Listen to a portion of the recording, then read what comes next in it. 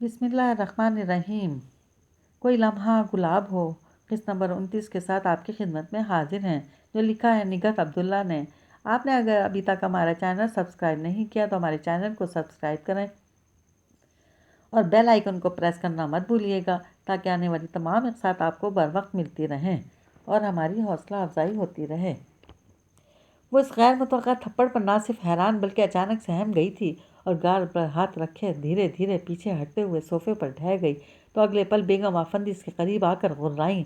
मैंने तुम्हें इस्फंदियार का फ़ोन अटेंड करने से मना किया था, तुमने मेरी बात सुनी नहीं या समझी नहीं थी। जानती हो कौन है वो, और अगर अगर जवाब देना भी चाहती हो तो नहीं दे सकती थी, क्योंकि इसकी सांसें तक रुक गई थी। वो कातिल है, शहरियार का कातिल, और तुम इसे यहाँ आने को कह रही थी, जिसने मेरे शहरी को मार डाला। मुतनफ़िर कर दिया था इसने शहरी को मुझसे, तुमसे, इसलिए वो हमसे दूर चला गया। वरना इससे पहले बताओ, क्या इसके अंदर जीने की ख्वाहिश नहीं थी तुम्हारे लिए, मेरे लिए? और इस्फंदियार ने इसकी शहरक पर हाथ रख दिया था। वो कातिल है, मेरे शहरी का कातिल। बेगम आफंदी अचानक टूट कर रोने लगी तो वो जो गाल पर हाथ रखे फटी फटी आंखों से इन्हें देखे जा रही थी, इनके रोने से यकलख्त इसके वजूद में बिजली सी दौड़ गई। मामा, मामा, आई एम सॉरी, प्लीज़ मुझे माफ़ कर दें, मैं ये सब नहीं जानती थी। बेगम आफंदी ने इसे अपने बाजू में भींच लिया, फिर इसका चेहरा हाथों में लेकर कहने लगी, तुम कुछ नहीं जानती बेटा, और मैंने तो शहरी को भी बेखबर रखा था कि कैसे कैसे लोग इसके दुश्मन हो रहे हैं। मैं खुद ही सबसे लड़ रही थी, लेकिन जाने कब कैसे इस्फंदियार शहरी तक रसाई हासिल करने में कामयाब हो गया और इसके अंदर हमारे खिलाफ ऐसा जहर उतारा कि वो अपनी ज़िंदगी में से ही नफ़रत करने लगा था। तुमने खुद देखा, वो लंदन जाने पर आमादा नहीं था, क्योंकि इस्फंदियार ने इससे जीने की उमंग छीन ली थी। और अब इसका अगला शिकार तुम हो, क्योंकि तुम शहरी के वारिस पैदा करने वाली हो। मेरी बात समझ रही हो ना? वो जो गुमसुम सी इन्हें देखे जा रही थी, इनकी आखिरी बात पर ही समझ कर अज़बात में सर हिलाया था। फिर इनका हाथ थाम कर बोली थी, मामा मुझे बहुत डर लग रहा है। नहीं नहीं बेटा, तुम्हें डरने की ज़रूरत नहीं है, मैं हूँ ना, और देखूंगी इस्फंदियार में कितनी ज़रूरत है। इस घर में आना तो दूर की बात है, वो शहर में दाखिल नहीं हो सकता। इनके लहजे में जहर इस्फंदियार के लिए था। फिर इसका गाल थपक कर बोली, तुम अब मोहतात रहना। इस्फंदियार किसी भी अनजान शख्स का फ़ोन आए तो साफ इनकार कर देना, तुम बात नहीं करना चाहती, और मुझे ज़रूर बताना। जी जाओ, अब तुम आराम करो, अपने दिल और जहन पर कोई बोझ नहीं डालना।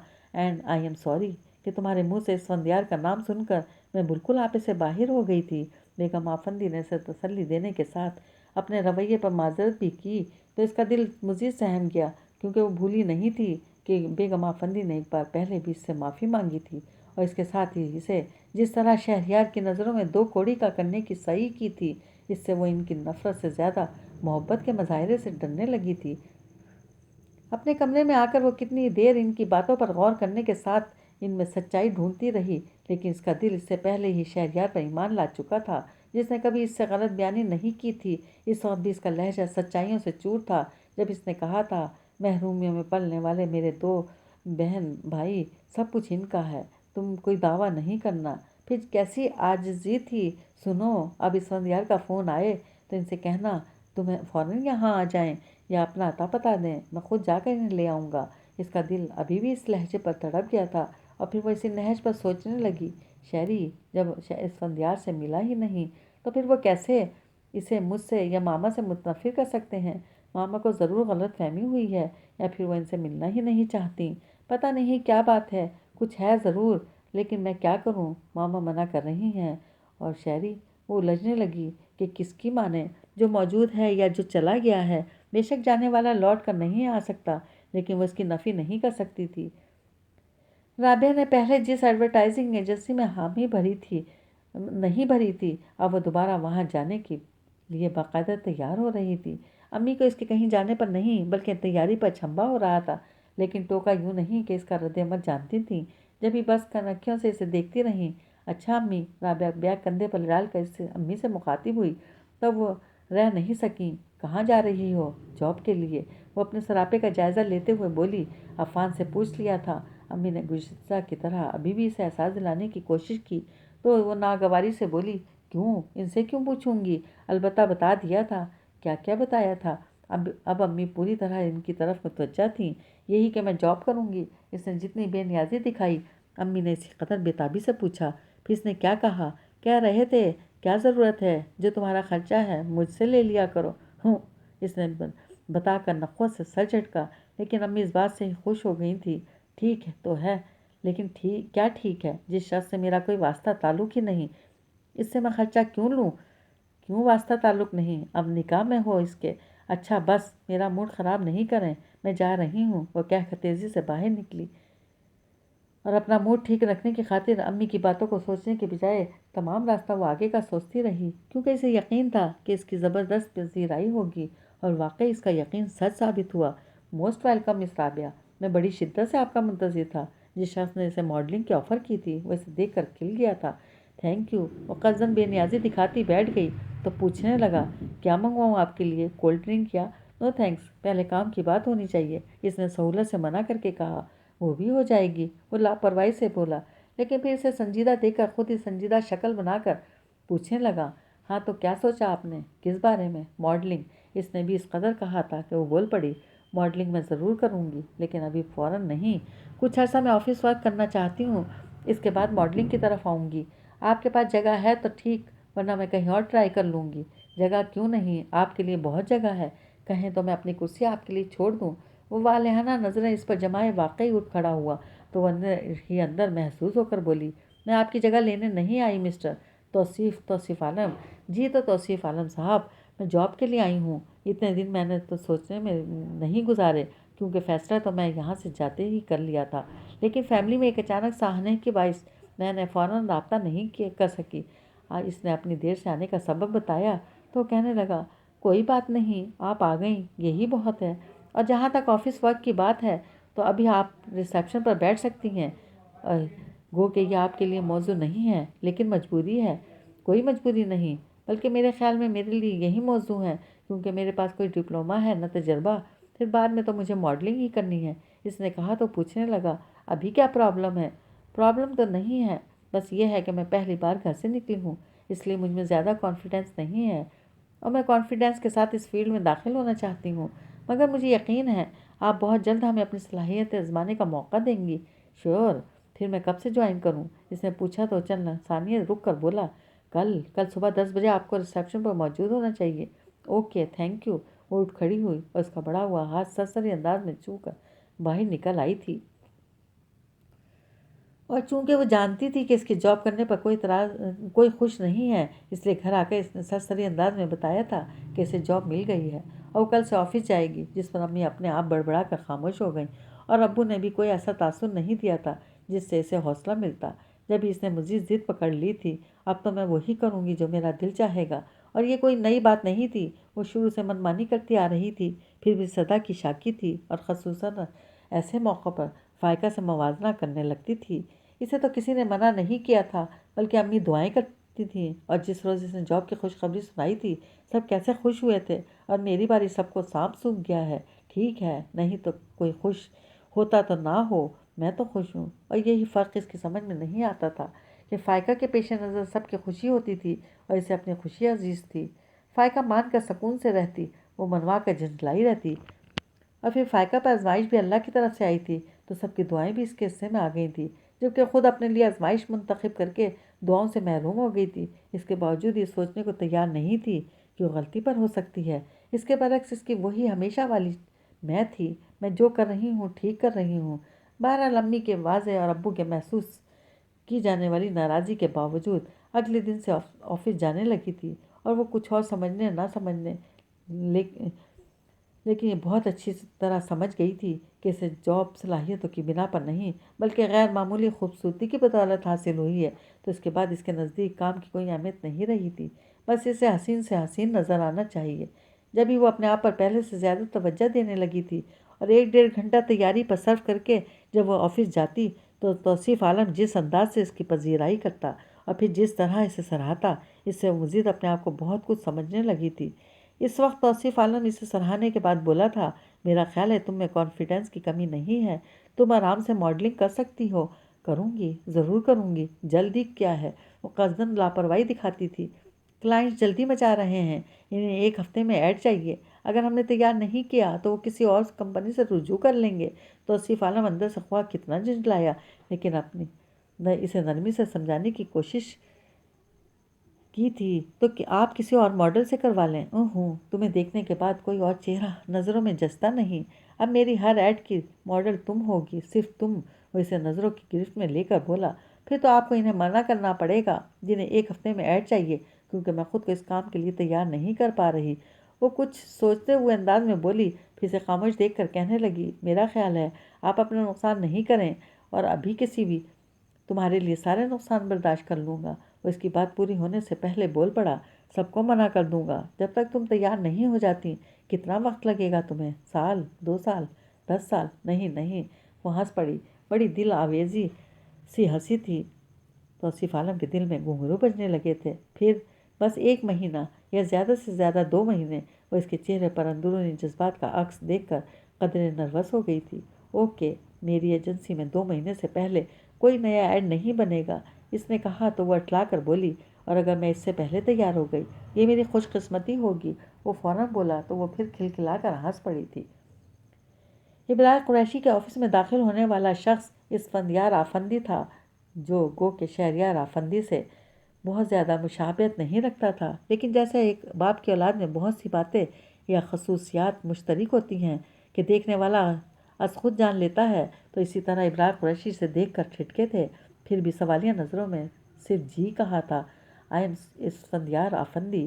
اسفندیار کا لہجہ حد درجہ سنجیدگی لیے ہوئے تھا، اور تعارف کے ساتھ ہی بولے تھے، مجھے ابرار قریشی صاحب سے ملنا ہے۔ جی، میں ہی ابرار قریشی ہوں۔ ابرار قریشی نے فوراً اٹھ کر مصافحے کے لیے ہاتھ بڑھا دیا۔ السلام علیکم، اینڈ آئی ایم سوری کہ میں آپ کو پہچان نہیں سکا۔ اسفندیار نے ان کا ہاتھ تھام کر کہا، ہم شاید پہلی بار مل رہے ہیں، پلیز تشریف رکھیں۔ ابرار قریشی نے قدرے شگفتگی سے نہ پہچاننے کا سبب جتا کر انہیں بیٹھنے کو کہا۔ Thank you. اسفندیار چیئر کھینچ کر آرام سے بیٹھ گئے تو ابرار قریشی نے پہلے چپڑاسی کو بلا کر چائے لانے کا اشارہ کیا، تو پھر بیٹھتے ہوئے پوچھنے لگے، کہاں سے آ رہے ہیں؟ گھر سے۔ ان کے جواب سے ابرار قریشی جذبوز ہو کر بولے، نہیں، میرا مطلب ہے۔ ابرار صاحب، وہ ٹوک کر بولے، آپ کیوں اتنے متجسس ہیں؟ میں کہیں کسی شہر میں رہوں، کیا فرق پڑتا ہے؟ آپ سے رابطہ تو کر لیتا ہوں۔ ہاں، لیکن جب بھی مجھے آپ کی ضرورت پڑتی ہے تب آپ نہیں ملتے۔ بہرحال آپ آ گئے ہیں تو اپنے والد کی وصیت کے مطابق۔ نہیں، میں اس وقت ایسے کسی مقصد سے نہیں آیا ہوں، انہوں نے ناگواری سے ٹوک دیا۔ پھر ابرار قریشی سوالیہ نظروں سے دیکھنے لگے۔ میں شہری کہاں ہے؟ وہ اپنے آپ میں الجھ کر بولے، اور ابرار قریشی کے سر جھکانے پر کہنے لگے، میں نے ابھی کچھ دن پہلے آفندی ہاؤس فون کیا تھا تو شہریار کی مسز سے بہت تھوڑی بات ہوئی تھی، پتہ نہیں وہ کیا کہہ رہی تھیں، میں ٹھیک سے سمجھ نہیں پایا۔ اس کے بعد میں نے آپ کو اور آفندی ہاؤس میں بہت فون کیے، لیکن ادھر آپ نہیں ملے، اور ادھر میری آواز سنتے ہی فون بند کر دیا گیا۔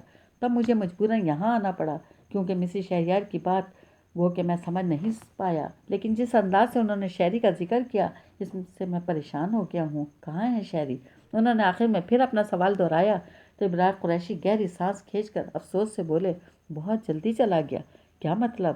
بس اسفندیار، ہم اللہ کے کاموں میں دخل نہیں دے سکتے، وہ اتنی ہی عمر لے کر آیا تھا۔ اللہ اس کی مغفرت فرمائے، بہت اچھا، بہت نیک لڑکا تھا۔ او گاڈ! اسفندیار کو فائقہ کی باتوں سے شبہ ہوا تھا، اور اب تصدیق ہونے پر انہیں واقعی دکھ ہو رہا تھا۔ کچھ بھی صحیح، وہ ان کا بھائی تھا، گو کہ میڈم آفندی کے ناطے وہ اس سے نفرت کرتے تھے، اور اس کے بارے میں جب بھی سوچا تنفر سے سوچا تھا، لیکن ایسا تو کبھی نہیں چاہا تھا۔ پھر اب رگوں میں باپ کا خون جوش مار رہا تھا۔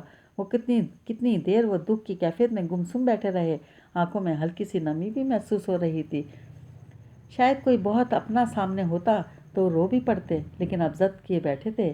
چپڑاسی چائے کے ٹرے رکھ گیا تھا۔ ابرار قریشی ان کی کیفیت سمجھ رہے تھے، جب یہ شہریار کے بارے میں مزید کچھ نہیں کہا، اور چائے کا کپ ان کے سامنے رکھ کر بولے، چائے پیجیے۔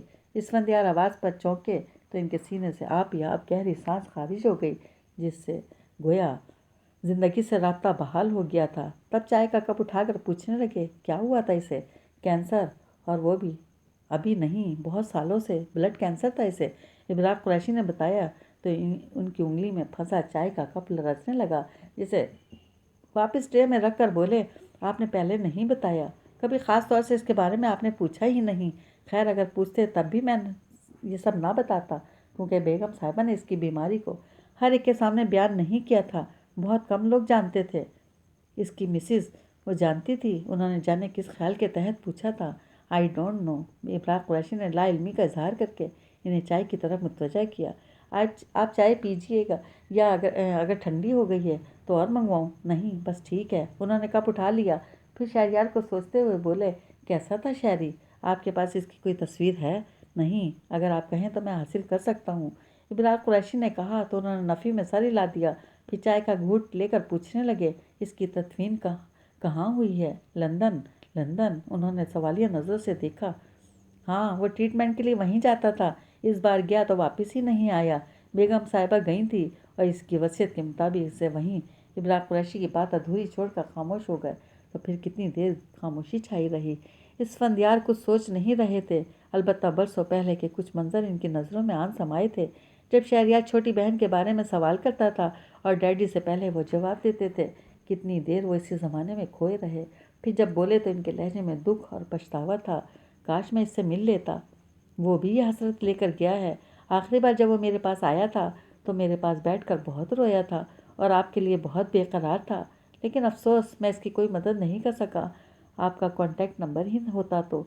इब्रार कुरैशी इस उम्मीद पर देखने लगे कि शायद अब वो अपना आता पता बता दें, लेकिन वो इनके आखिरी सवाल नज़रअंदाज करके पूछने लगा, वो आपके पास क्यों आया था? आई मीन यूँ ही मिलने, या कोई वसीयत वगैरह लिखी थी? वसीयत कह लें या इसकी ख्वाहिश कि वो आफंदी हाउस अपनी मिसेस के नाम करना चाहता था। इसलिए पता नहीं क्यों वो अपनी ज़िंदगी से बहुत मायूस लग रहा था। बहर जब मैंने इसे बताया कि वो आपके ताउन के बगैर कुछ भी अपनी मिसेस के नाम नहीं कर सकता, तो फिर इसने इसरार नहीं किया था, बल्कि वो आप ही के बारे में पूछता रहा था। इब्रार कुरैशी तफसीली जवाब देकर कहने लगे, मेरा ख्याल है अब आपके सामने आ जाना चाहिए और जो कुछ आपका है। नहीं, वो फ़ौरन टोक कर कहने लगे, मैं आपसे कह चुका हूँ कि मैं ऐसे किसी मकसद से नहीं आया। मुझे सिर्फ शहरयार के बारे में मालूम करना था, जिसे मैंने कभी अच्छाई के साथ नहीं सोचा। लेकिन आज अपनी सारी अच्छाइयाँ इसके नाम कर रहा हूँ कि बड़े भाई की हैसियत से मेरा फ़र्ज़ इसे देना है, और लेने के लिए मैं वक्त आने पर अपने बाप की हर शय में हक जताऊँगा। वक्त आने पर? आप किस वक्त के इंतज़ार में हैं? इब्रार कुरैशी ने कदरे रुक कर पूछा। मेरा कोई प्लान नहीं है। मैं सिर्फ अपनी वालदा के सामने मजबूर हूँ, जो नहीं चाहती कि मैं शहरी की मम्मी का सामना करूं। बस जिस रोज़ मैंने इन्हें मना लिया, इसी दिन मैं इन्हें लेकर सीधा अपने घर जाऊंगा, आफंदी हाउस। इनके मजबूत लहजे पर इब्रार कुरैशी ने देखते रह गए। तो उठने का इरादा करते करते अचानक इस ख्याल से रुक कर पूछने लगे, एक बात और, शहरी की मिसेस कौन है? आई मीन फैमिली की कोई लड़की है? नहीं, मैं इनके बारे में ज़्यादा नहीं जानता। बस इतना मालूम है कि वो जिलान मार्बल इंडस्ट्रीज़ में जॉब करती थी। इब्रार कुरैशी ने बताया तो इनकी पेशानी शिकन आलूद हो गई। शहरी की मम्मी की तरह वो भी तो वहीं मुलाजिम थी। हाँ, लेकिन इब्रार कुरैशी फ़ायका की तारीफ़ ये तरफदारी में कुछ कहते कहते रुक गए। फिर कंधे उचका कर बोले, बहरहाल मैं ज़्यादा नहीं जानता। मैं जानता हूँ कि इंडस्ट्रीज़ में काम करने वाली लड़कियाँ जब इंडस्ट्री की मालिक बनने का ख्वाब देखती हैं तो फिर जहर खन से बोलते हुए अचानक इब्रार कुरैशी को देखकर होंठ भीज गए। फिर उठते हुए बोले, ओके इब्रार साहब, आपसे इंशाल्लाह फिर मुलाकात होगी। ज़रूर, लेकिन आपने अपने बारे में तो कुछ बताया नहीं। मेरा मतलब है, क्या करते हैं आप? इब्रार कुरैशी ने पूछा तो वह हल्की सी मुस्कुराहट के साथ बोले, अल्लाह का शुक्र है कोई गलत काम नहीं करता। अच्छी बात है। इब्रार कुरैशी ने मज़ीद कुछ कहने का इरादा तर्क कर दिया, क्योंकि जान गए थे कि वह ऐसे ही जवाब देंगे। अब मुझे इजाज़त। उन्होंने मुसाफे के लिए हाथ बढ़ाया तो इब्रार कुरैशी का हाथ थाम कर बेख्तियार पूछ गए, अभी आप कहाँ जाएंगे? घर, और मेरा घर इसी ज़मीन पर है। ओके, खुदा हाफिज़।